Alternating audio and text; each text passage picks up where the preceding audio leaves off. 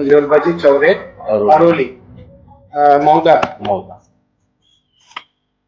Mauda percentage किती होते तुमचे? 55.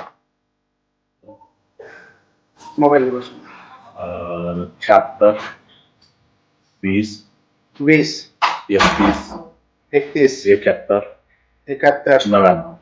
99. सांगा काय विषय आहे? सगळं हे मला मी शेतीबद्दल बोललो तुम्हाला. आपण मला शेती पाहिजे ते तिच्या तहसीलमध्ये गेलो मी थोडं आलो होतो ते ठीक आहे. तहसीलमध्ये गेलो ते टाळाटाळ करायचे ते तुमच्या नावाचे वजन ठेवून रस्त्यावर तहसीलला बी रस्त्यावर पण त्यांच्या मनात कागद देतो त्याने 17 ते लक्षात पैसे नाही घेतले. घेतल्याच्या नंतर ते म्हणाले काय करायचं आहे ते वाक्य साहेबाकडून करून दे. म्हणलं नाही मला ती शेती पाहिजे सर मी अपंग ते 40 मला विकत नाही घ्यायची ठीक आहे पद्धतीने सरकार देत आणि ती शेती अगोदर शेतीच करत होते आता त्यांच्या हक्कात गेली तर मी ते पैसे भरण्यास वाढते कारणात सांगू की पैसे भरण्यास तयार आम्हाला शेती म्हणलं लीज पद्धतीवरती द्या तर त्यांनी तेव्हा कागद द्यायला तुला काय बोलायचे असं वाटते सांगा एवढं बोलला तिच्या तुमच्या नावाचे वजन आहे एक काम द्यायला पाहिजे कागद आणा म्हणाले आणि कागद आले थोडं लवकरात लवकर करून द्या आणि पोटा पाणी तसं याच्यामुळे पोटा पाण्याला लागलेलं आहे.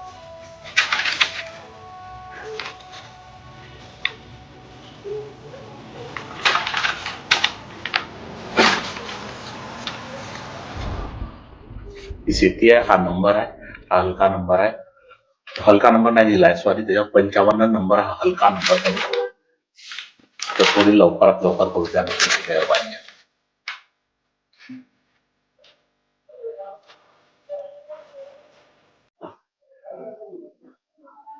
किती एकर शेती आहे? 3 एकर शेती. नियम काय आहे? नियम हा आहे की लीजवर देतात त्याच्या अगोदर ही शेती दुसऱ्याला दिली होती तो व्यक्ती मरण पावला त्यांनी पैसे भरले नाही भरले तो पापधर्म त्यांना माहीत तर त्यांनी त्यांच्या तहसीलदारांच्या कब्जावरती गेलेली आहे. तिथं आता वन विभाग म्हणून हे लावलाय मी ज्या झाडाचे नुकसान करीन मी ते झाड शासनामार्फत किंवा स्वतःच्या पैशाच्या याच्यातून दुसरीकडे लावले. त्याची प्रोसेस काय? हे लीजवर देता येते सर तर आपण याच्यात मला मदत कोण म्हणजे कसं करेल? एडीओ किंवा तहसीलदार मौदा ते देतात पण ते जरा पैशाच्यामुळे किंवा याच्यामुळे ते किंवा कोणत्या मोठ्या आपल्या हो सर आपल्या मोठ्या माणसाला देण्याकरता ते मला दाबून पाहतात साहेबाच्या नावाचे वजन पडलाय त्याच्यानं ते थोडे चूप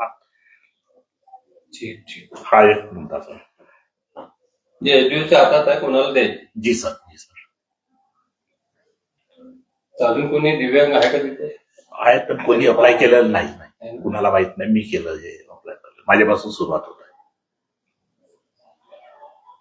सरकारी जागा आहे? जी जी सरकारी जागा आपण विकत नाही घेत आहोत आपली ताकद नाही करायचं लीजवर करायची.